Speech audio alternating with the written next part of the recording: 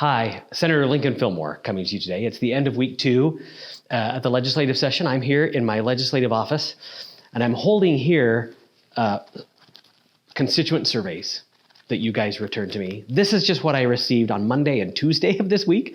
I have another stack this big at home. This is just remarkable.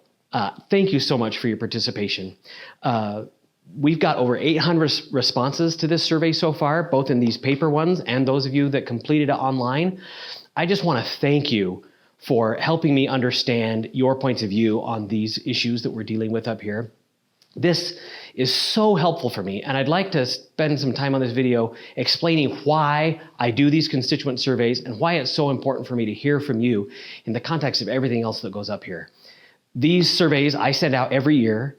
They're not paid for with taxpayer dollars. It's about a $5,000 expense that I just pay for every year because I want to hear your point of view. And it's really important to me to hear it. And I'd like to illustrate that by talking about a couple of controversial bills that we've dealt with already here in the first 2 weeks of this session. The first of those was Senate Bill 16, which was a bill that would restrict children, right, under 18, so restrict minors from getting transgender surgery or sex change operations. That was a question on my survey that we sent out just as the legislative session was going. And the results back from there show that about 75% of my constituents are supportive of that idea, right? That children should not be getting sex change surgeries, at least until they're 18. As that bill comes forward, it had a pretty contentious hearing on a committee that I'm not on, but as it makes its way to the floor, of course, we start getting emails. And we started getting emails and big stories and bills like that are popular in the media and get a lot of coverage, generate a lot of communication for my constituents, which I appreciate. So on that specific issue, about 90% of the emails I received were opposed to the idea, while 70% of people who respond to my survey are in support of the idea. When I see that kind of a dichotomy, I know that this issue has pretty broad support, but that there is a population that I represent for whom this issue is intense and intensely personal, and it affects their lives in a way that it just doesn't touch the rest of the population. And I try to take those things into account, right? The job of a legislator up here is not just to stick our finger in the wind and vote the way that the people might tell us, or that we might get a lot of emails on one side or a lot of pushback on another side. I really try to look at the whole picture, and I really value email communication or phone calls from constituents that are different from the majority, because it really helps me to understand that perspective. And even though we're not going to disagree, and on this bill I voted for it because I think it's a good idea to delay those kind of life-altering decisions until you've at least reached the age of majority.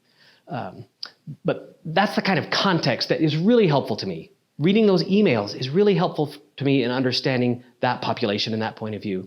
But it's also so important that I understand what my constituents feel as a group. The second issue I'd like to talk to you about that in relation to this is House Bill 115, which was the Utah Fits-All Scholarship. It would provide something like an education savings account, a lot like a health savings account that many of you probably already have, to allow parents to use education dollars to provide education services for their kids, either in public schools or in homeschools or micro schools or private tutoring or homeschools. Or maybe I've already said that. I'm sorry to be repetitive.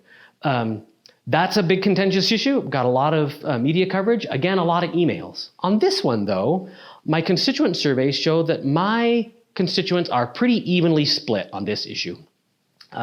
Lots of people support it. Lots of people oppose it.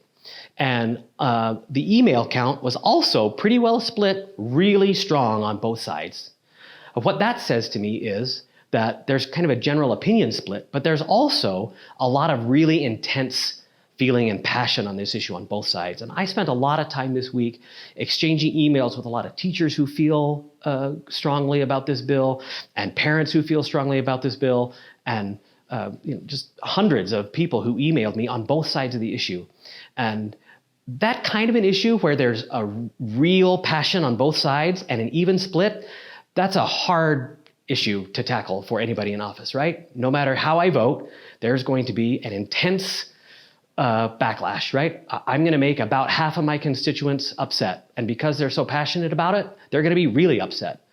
And so on those issues, I really like to try to take time to learn and understand what goes on both sides, look at that in the context of the bill and the legislation, listen to what concerns are, seeing what we can do to address those concerns. At the end of the day, I voted for House Bill 215. I'm a strong supporter of school choice. I believe that education works best when we are focused on the needs of an individual child. And I think that even kids who, unlike the majority, like my own kid, right, 95 or more % of children in Utah attend public schools because it works really well for them. But there are a small population of kids for whom the public schools just aren't the best option. And I believe that as a society, we owe them the same opportunity for a quality education that we owe everybody else. I campaigned on that issue when I first ran for the Senate. I campaigned on it again during my reelection. It's part of the Republican Party platform that I strongly support. And I know that that's going to disappoint and sometimes intensely disappoint some of my constituents on this issue. And I've heard from a lot of you about it. But I just wanted to give you a sense about why I really value your input and why I set it as a policy for me as your representative to read and respond personally to every email that I get from a constituent. So please keep that communication coming. We're not going to agree on every issue ever, but it is really important to me to continue hearing from you. I value your input.